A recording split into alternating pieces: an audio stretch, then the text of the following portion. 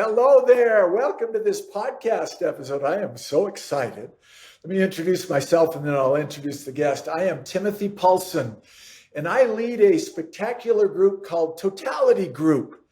It's for Christian business leaders, entrepreneurs, business owners. It's a Christian peer group, and it is powered by this robust operating system called Kingdom Factor. And you see that in the corner. So I'm delighted to speak to individuals who are doing this in the workplace. When I say this, merging faith with business, biblical principles with business best practices. And I'm in Utah, and I am delighted to have met a really cool guy with a robust beard. And you see him now. This is Dave Elshaug. How are you, Dave? I'm doing great. Thanks, Timothy. Great to be with you. It is so good to be with you. And we chatted before, had a nice chat. We said, let's do this podcast episode. Really, our purpose is, it's for some kind of clunky. I'm going to bring my faith into the business world, or the business world into my faith, however you want to put that. And it's like, how do we do that? How do we do that successfully? We're Christian. We love the gospel. We love the Bible. And but we want to merge it. So we're going to have a really cool conversation today. So I appreciate Dave joining me. He's the executive director of Loving Utah Network. And that caught my attention because I've lived in Utah for about 22 years. And I love Utah. It's absolutely wonderful. But Dave, I'm going to let you introduce yourself. I'm going to ask you if you would kind of share your journey. Tell us about yourself. Tell us about that Loving Utah Network, and then maybe pivotal moments that led you to where you are today. Sure. Well, I have been in Utah since 2006, so almost 20 years at the time of this recording. And I initially came to work with a Christian church called K2 the Church in Salt Lake City. And what we really loved is the idea, the vision was, to multiply churches across the Wasatch Front. And if you're not familiar with Utah, that's the mountain range that's to the east of Salt Lake City, and it runs up and down, and that's where most of the population lives. And so that's what caught my eye. I wanted to be part of a multiplying movement. And so I ended up on staff in 2006 and worked several different ministry positions and leadership positions, such as executive pastor and other things. And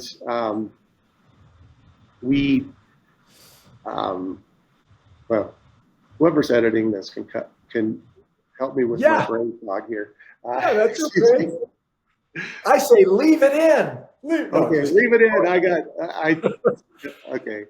Well, and so one of the things that we noticed was there was actually a lot of people who were interested in coming and starting a church, Christian church in Utah. But what we discovered about them is a lot of times they'd be sent by a group that really didn't know anything about Utah or Utah culture. And so Loving Utah came out of that. So I volunteered my time in Loving Utah, and it was basically, let's get people together who are trying to start new churches in Utah, and let's learn from each other, and let's get to know each other, and let's network with each other. Let's teach each other what we're learning, what we're discovering. And so that turned into the Loving Utah Network, which ended up turning into a full-time job, where now I network with 50 plus Christian churches across Utah. I network with organizations that send out new churches. I work with their leaders. And I really, two things, and we'll talk about this later in the conversation, two things that I think people in business, believers in business, can really get from this is thinking about the outside of your business and the outside of your home as living out your faith. How do you live out your faith outside of your four walls of your business and outside of the four walls of your home. And so I'm going to share a few things that I do with churches in that, but it can apply the same to business. Yeah. Business has four walls, and everybody has a home with four walls, And how does our faith spill out of those walls is what we're going to talk about today. Very cool. So, Dave, what I love is, so you're talking about 50 different churches along this area that you're associated with, and they're not all the same denomination, I would imagine. Is that correct? No, there's probably 15, 16 different denominations. Yeah. Some churches are non-denominational. Some churches are part of more of their own network of churches that are not denominational, but they are cooperational. So yeah, it's really interesting. It's like nothing else I've ever experienced as being, when coming to Utah, just how fun it is to really have a spectrum of different doctrinal beliefs or even practices, worship practices and stuff. Just a broad base. And so I really have learned a lot about a lot of different groups just by being invited in and inviting them into loving Utah. Well, I think that's wonderful. In my educational program at Emory University, I was in a group with 25 pastors in our cohort from all these different denominations. And there, Dave, was so much unity. There was so much love among us. I mean, there's all the, Baptist, Methodist, African Methodist, Episcopal, Salvation Army, LDS, non-denominational, all these different denominations, right? And we had unity because we love Jesus Christ and we love the Bible. And so what I love here, because I have been to various churches here in Utah, Methodist, African Methodist, Episcopal, downtown Salt Lake. I loved visiting there. And so I like unity. I like bringing unity. So I love what you're doing and doing a lot of that. So now there's just so much I want to ask you, but I'm gonna just hit you with a question or two right off the bat, because we're talking about loving Utah and loving Utah Network. How does your faith, Dave, fundamentally shape your approach to your leadership and your decision-making within that organization? Well, absolutely. Well, we are a faith-based nonprofit organization. And so we really, have to say that, our first and foremost source is God. God is our source. And so we have to look at that as our source of ideas, our source of finances to make it happen, that God is our source and that Jesus is our Lord. And so, what he says we should do, we should do. And so we really kind of actually lean in on what some call the Great Commission, the end of the book of Matthew, 28, 19, and 20, where Jesus says, go into all the world and make disciples and teach them everything I've taught you to obey. And surely I will be with you to the very end of the age, which is my favorite part, is I will be with you, because we couldn't do what we do without Jesus being with us. And so sometimes it can be hard to contextualize the Great Commission for churches and leaders, is how do we go out and make disciples of people? How do we help people connect to Jesus, and learn what it means to follow Jesus and to obey Jesus? And so everything we do, whether we do a program or an event or even one-on-one mentoring, coaching that we do, it all is based out of that Great Commission. And we look at it as that's the only mission Jesus gave us. So how do we do that in our churches, in our neighborhoods, in our workplace? How do we carry that out in a way that makes disciples of people? Yeah. And so you're in a faith-based Christian-based, God-based organization.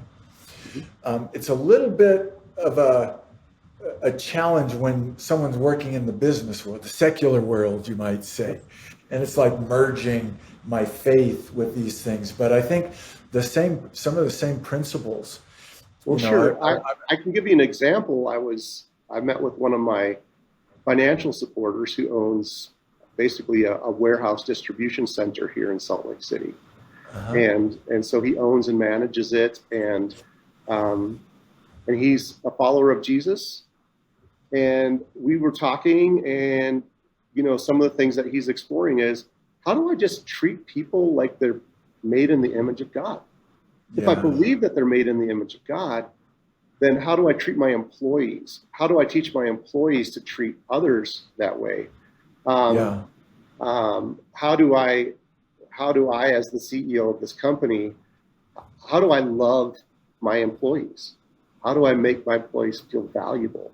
And these are the things that we were talking about as we were walking around the warehouse and trying to it was my first tour of the place.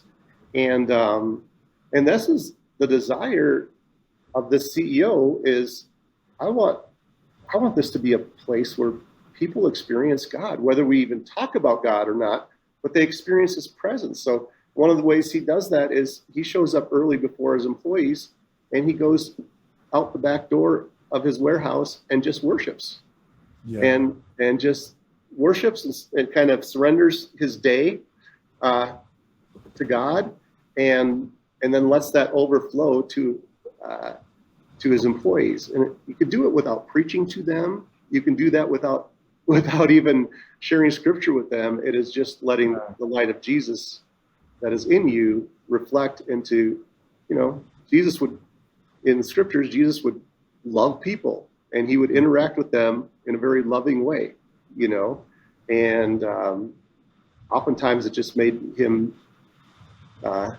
just stand out. People were like, oh, you're a great teacher, but you don't teach like the religious teachers. You teach like practical things and talk about flowers and birds and trees, and like people can understand you, Jesus, but they can't understand the religious leaders. And so being a practical, just a loving person carrying out your faith, to me, it doesn't require you being a pastor or a teacher. I think it starts with the heart condition, and then that can reflect into your business, how you treat your customers, how you treat your employees.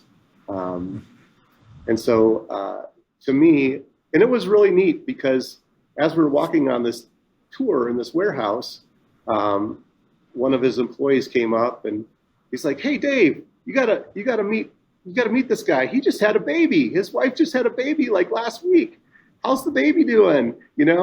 And I met him, and he had a pretty strong accent. So I said, "Hey, where are you from?" And he's like, "I'm from Ghana, West Africa." And I said, "That's great. I have one of my best friends is from Ghana, West Africa." And we got to talk about that. And I got to just say, "Hey, man, just love on that little baby, congratulations. It's a new phase, firstborn, and just that interaction to me is fulfilling a lot of the commandments of Christ where he said, bless the children, right? And parents wanted their children to be blessed by Jesus. So like, let's be Jesus and bless this parent and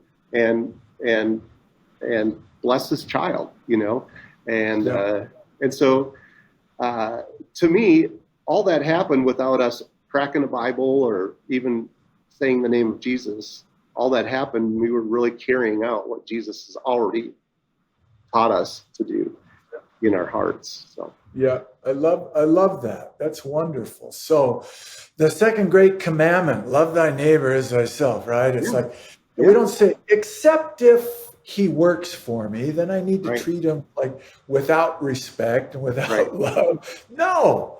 It's like, so when we're talking about merging biblical principles with business best practices, it's like doing what you just described.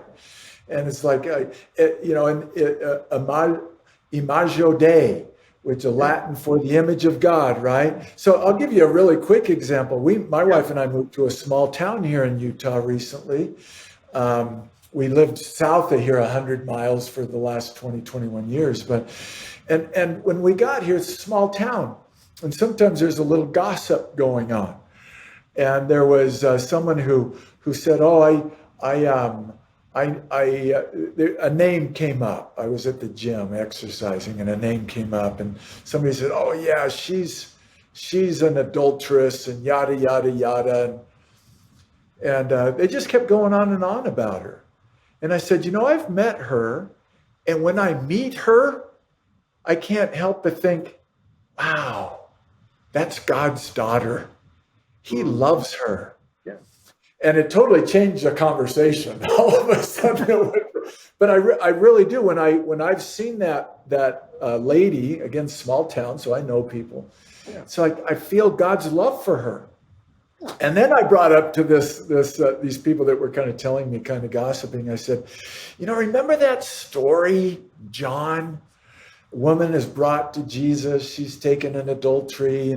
Hey, what are we going to, scribes and Pharisees? What are we going to do? What would Moses says this? Do we stone her? What do you say? Yeah. And then, of course, Jesus said, "He who is without sin cast the first stone," and they all left. And so I told this couple. There was a couple that I was speaking to. I told them, I'm so flawed. It's like, I'm not going to throw the first stone because I'm flawed. And again, that changed the whole conversation. But my point is, when we look at people in the way that you just described it, in a work environment as well, these are children of God. He loves them beyond what I could possibly ever imagine. I need to treat them in that way. So you said it beautifully. Anything you'd add?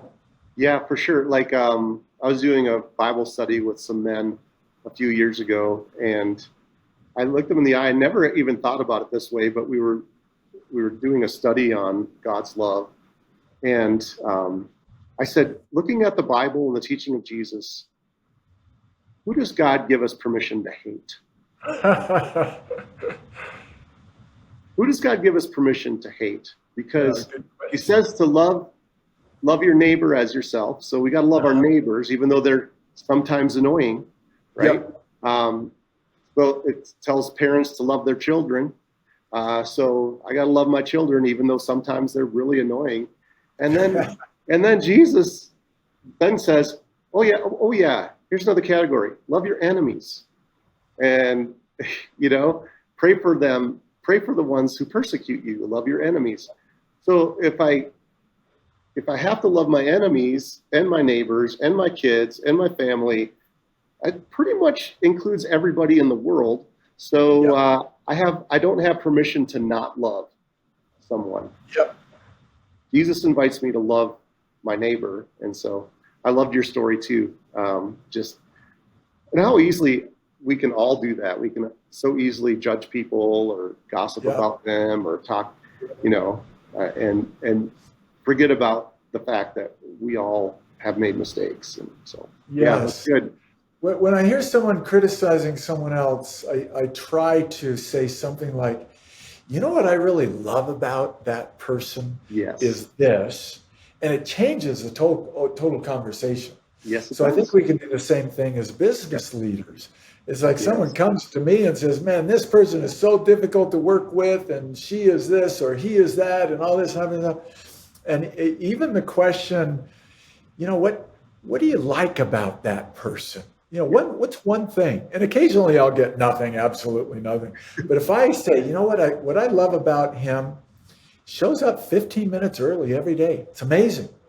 Now, he might be really difficult once he gets here, but I point something positive out. Yeah. But I love that. I want to ask you a couple more things in the 10 or so minutes that we have left. And you've already helped us to see the answer to this question. If you can elaborate a little bit more. The question is, advice you would offer to believers, so Christian business leaders, again, entrepreneurs, business owners, how do they integrate their faith into their professional lives and their business practices? So you've given some examples. Is there anything else?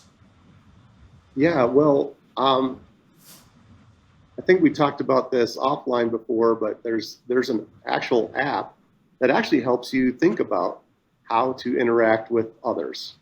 And Yes, so it's really designed for personal and for church, but it can be used by anyone. It's called Bless, BLESS. And it's an app that all you do is you go on the app and you go to your app store, find it, put in the name, put in your address, your home address.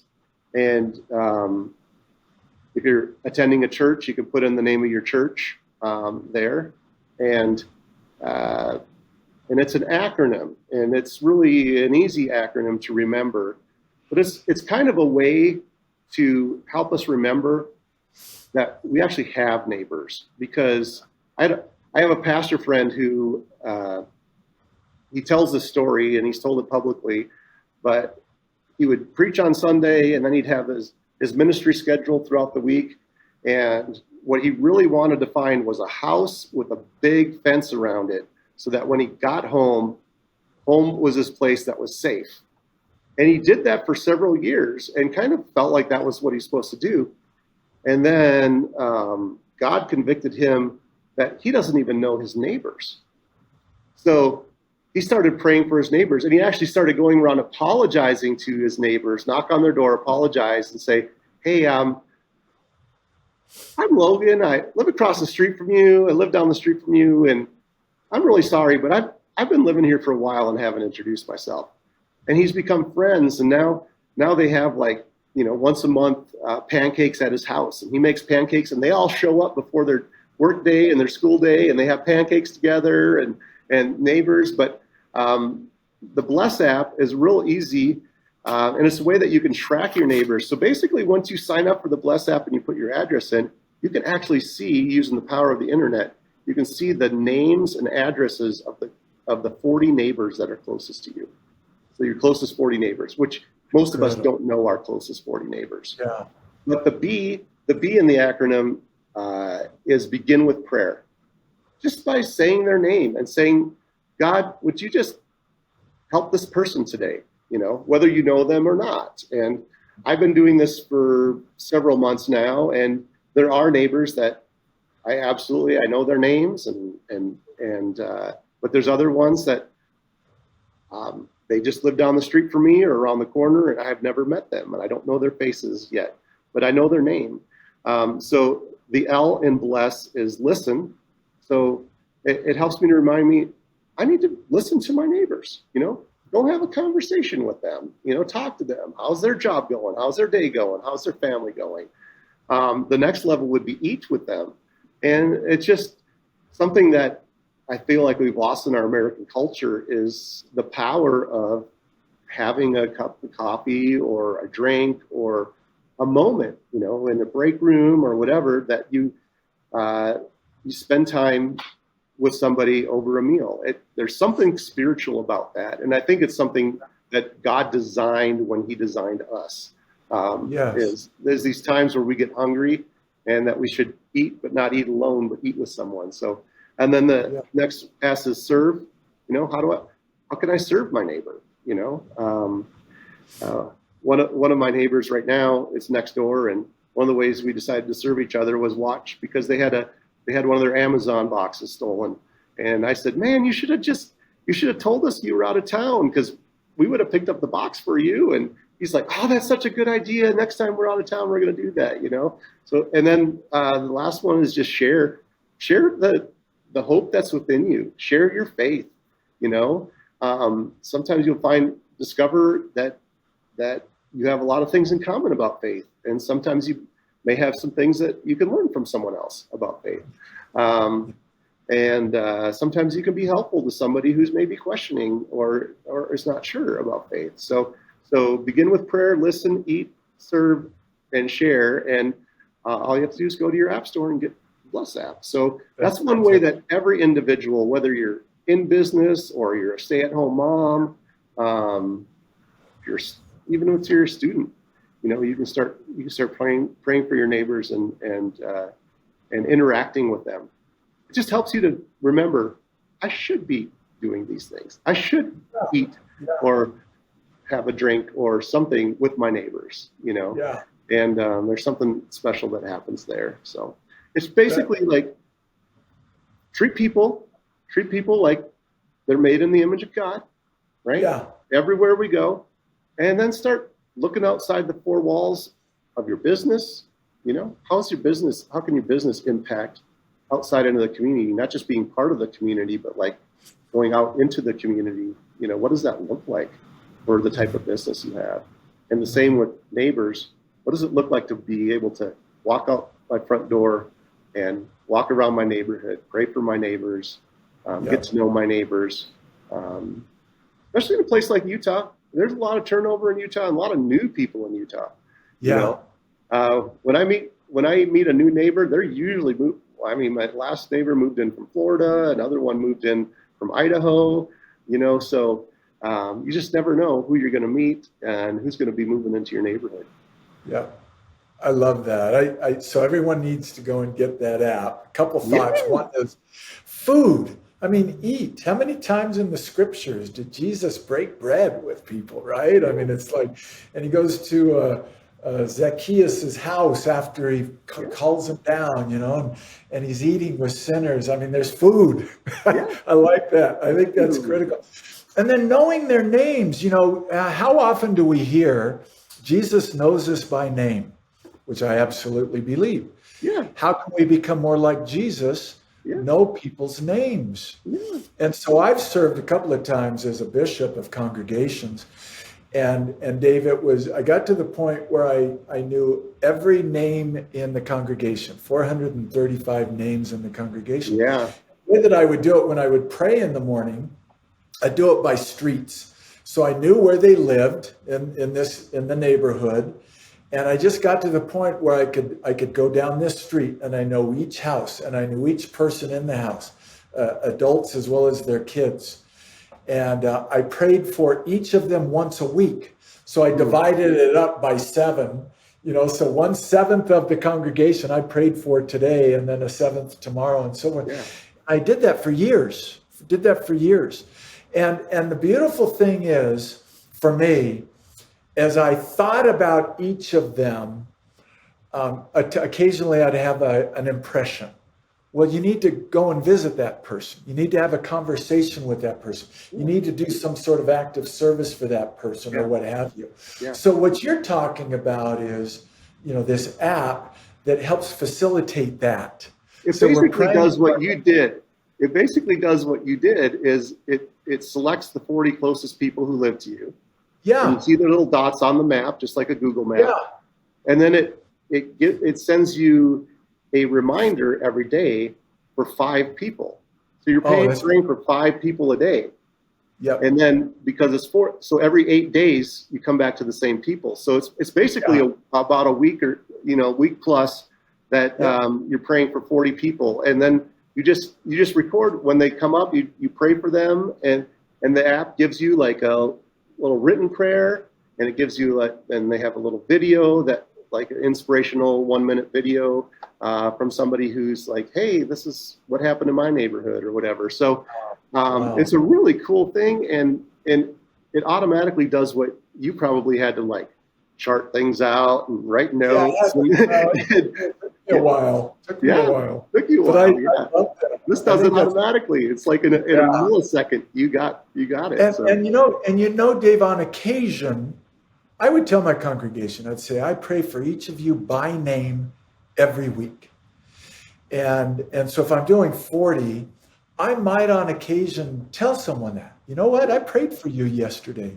And I would people in my congregation, I'd see them during the week, and I said, let's see, what's today? Today's Wednesday.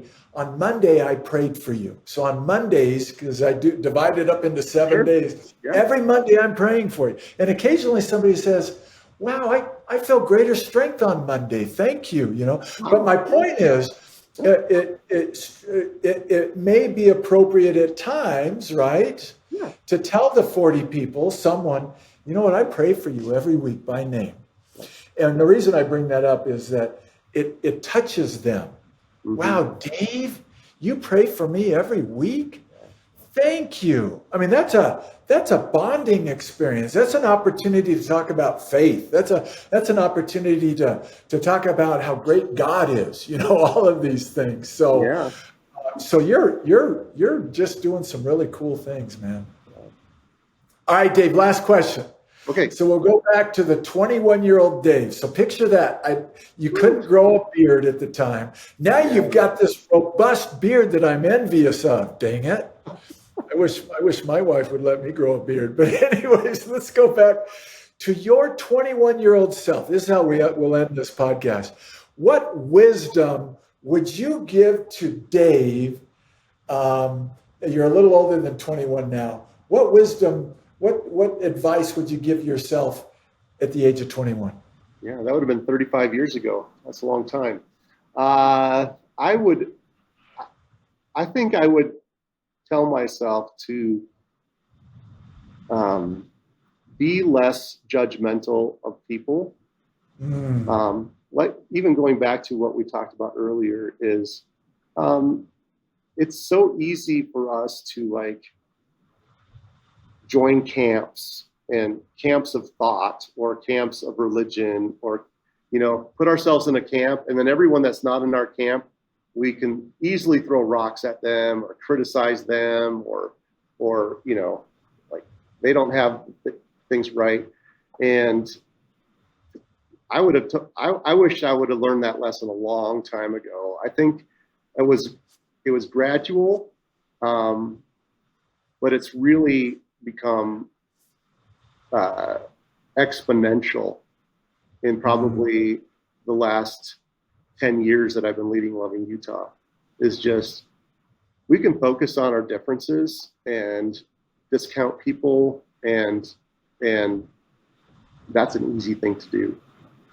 But we can also love people in their differences and know that that they're made in God's image. They're doing the best they can. I remember one of the churches I was serving as a consultant and facilitator and helping them kind of understand next steps to take to get outside their walls. And I had another friend who was like, well, they believe this, and that's really bad. And so he pulled out their statement of faith, and he goes, I agree with all this, except for this one line right here of their statement of faith. This one line, I can't work with them, and I don't know if I can work with you if you work with them, right? And I said, well, why don't you just come get to know the minister of that church? And he's a great guy, and he loves Jesus, and he loves people. And he did. And we don't talk about that one little item in their doctrine anymore, and they really enjoy each other, and they've gotten to know each other. And he realizes that one little line doesn't mean that they can't fellowship with each other, or that they can't be in the same room, or he discovered that all the rest, that 99% that they actually did agree upon, was like, oh, so you are doing, so you are doing good. And so it was just really interesting, because he was in a camp that said those guys bad because of this one line. Yeah. And I can't work with those guys. And to me, that's the downfall of religion and even Christianity, is that we are in camps. And so I would tell my 21-year-old self, get out of your camp, go visit other camps, learn about other camps, be friends with other camps. They're not your enemies. They are human beings made in the image of God, who are trying their best, and some of them might just not believe quite like you do. And so I wish I would have told my 21-year-old person that. Because I was very camp oriented, and then I started to break out of that and realized there's a whole lot of goodness outside of my camp. Yeah. And I think that people within their own camp that become critical of others, they just end up being miserable anyway. They can just be like, they can pick apart someone's theology or worship practice. And so I love going to these churches that I work with that are part of our network, and they worship differently and their services look different and their theology might be different than what even I feel comfortable with, but they're serving Jesus and they're trying to make an impact in their community. And I just wish I had that perspective when I was 21. That's a great answer. And I'm still growing in it. So I'm still, When you're 80, we'll say, what would you tell your 46-year-old self? Oh, yeah, that's true. Yeah. You're going to learn a few things over that period of time. There you go.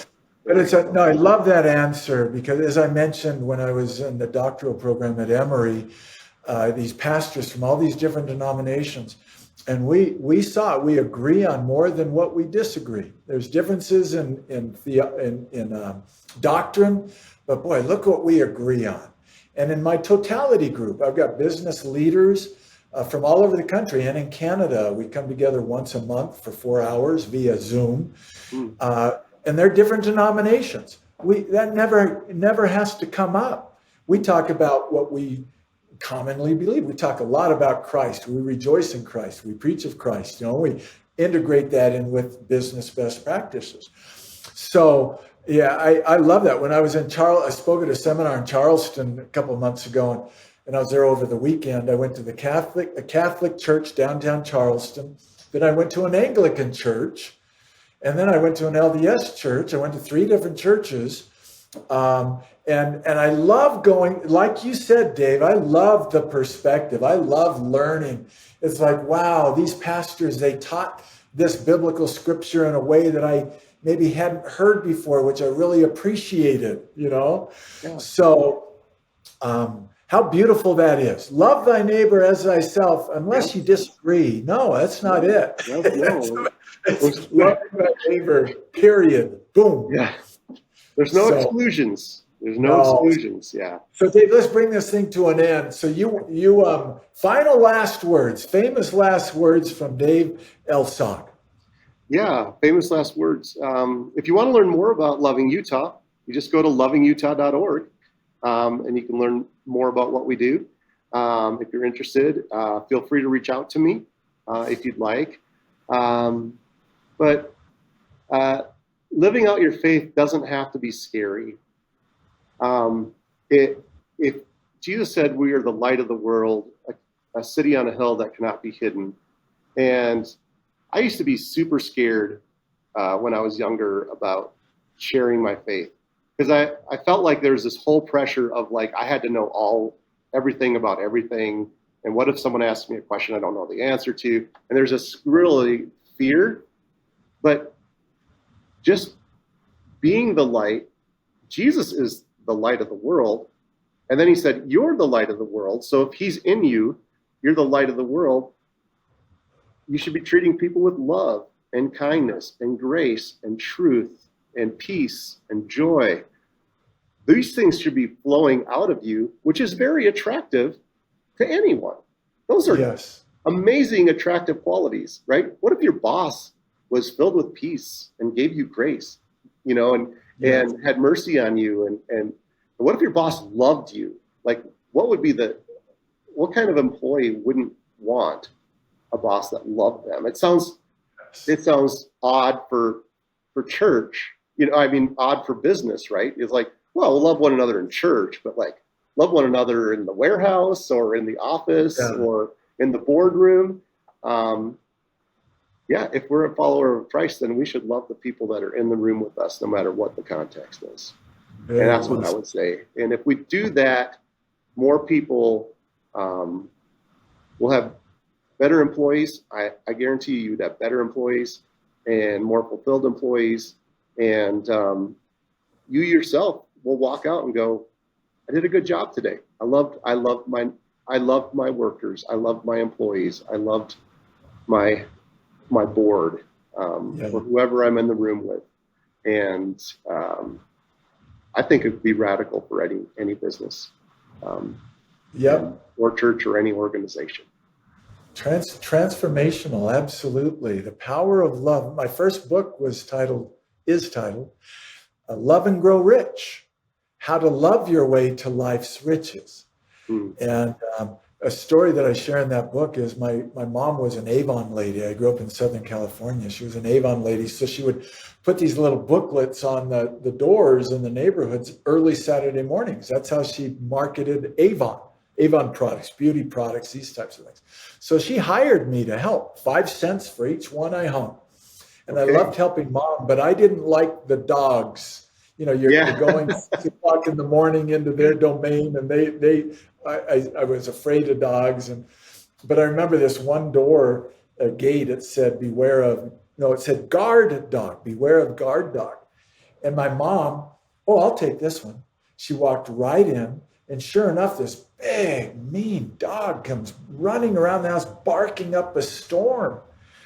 And the owner of the house hears this. He comes to his door, he opens his door, and what he sees in front of him surprised him. His big, burly, mean guard dog his tail is wagging like crazy. Yeah. My mom's petting this dog. And I remember what the man said. He said, "This is a guard dog. I have never seen my guard dog act like this to a stranger. How did you do this?" And my mom said, and this applies to business, merging business and faith, this love, the love of Jesus. She said, "Oh, I love dogs, and they know it." And because dogs can sense it. Dogs can sense it. I'm scared to death of them. They can sense. Humans as well, as you were saying, Dave, those who work for you, right? You're a manager, you're a leader, you're a business leader of whatever sort. And boy, when you love the people, when you love them, they know it. Yes. And they will perform better. It will be a better environment. You'll get more out of them. Your business becomes this source for doing great good in the world beyond just making money, right? Because everything we have is God's. So what is your business for? That's right. One of the pieces of curriculum we use in the totality group, Kingdom Factor. It's like, whose business is this? Yours or God's? Right. And if it's God's, if I'm just a steward, I better love the people like God loves them. So Thank you for sharing that. That's a great segue into our conclusion. All right. Well, thank you, Dave. You're a cool, not only a robust beard, but very insightful. And obviously one who loves our Savior. So it's been wonderful to spend time with you. Thank you very, very much. Oh, thank you, Timothy.